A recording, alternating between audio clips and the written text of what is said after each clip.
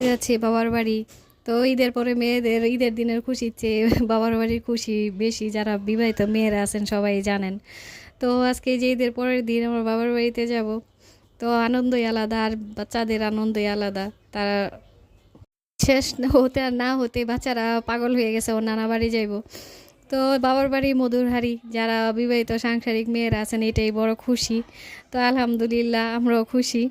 তো এখানে এই যে মেয়েরে রেডি করলাম, আমরাও রেডি হলাম, এখন বাবার বাড়িতে যাব।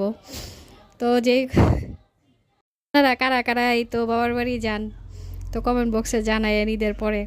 তো এই যে এখানে আমাদের নারায়ণগঞ্জ শহর প্রাণীর শহর। তো এই যে যাইতে যাইতে কিছু করলাম, ভিডিও করলাম। আর এই যে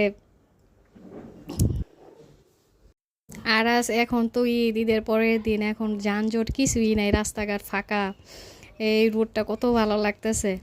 আর বেশি সময়ও লাগলো না, এই তো বাবার বাড়িতে চলে আসলাম। আর যে দেখেন বাচ্চারা কত আনন্দ করতেছে। এই যে আমার ভাইয়ের মেয়ে দৌড়াদৌড়ি, ওদের খেলাধুলা আর আনন্দ দেখেন কি দৌড়াদৌড়ি করতেছে।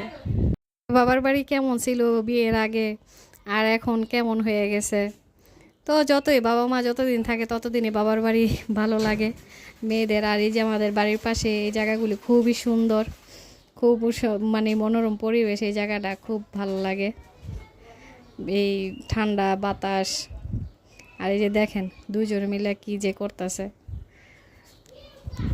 গেটের ভিতরে থাকতেই চায় না, খালি এই যে রাস্তার মধ্যে বাইরে যায়। আর এই যে দেখেন কি করতেছে খেলাধুলা পানি দিয়া, দুজনে এত খুশি, পানি পাইলে আর কোনো কথাই নেই।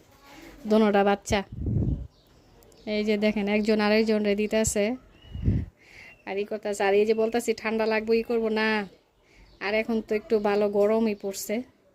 তো বাচ্চারা করুক কিছু সময়, আমিও বেশি একটা ই করি না, যে ওরা করতে থাক, একটু আনন্দ একটু একটু করবো নানি বাড়িতে আইসা, ওদের কোনো বাধা নাই এখন আর। আর এই যে দেখেন আমাদের এই যে আতাফল গাছটা, মাশাল্লাহ খুব সুন্দর আতাফল হয়েছে। তো আমার ভিডিওটা কেমন লাগলো, তো লাইক কমেন্ট শেয়ার করবেন, একটা সাবস্ক্রাইব করবেন। ভালো থাকবেন, আল্লাহ হাফেজ।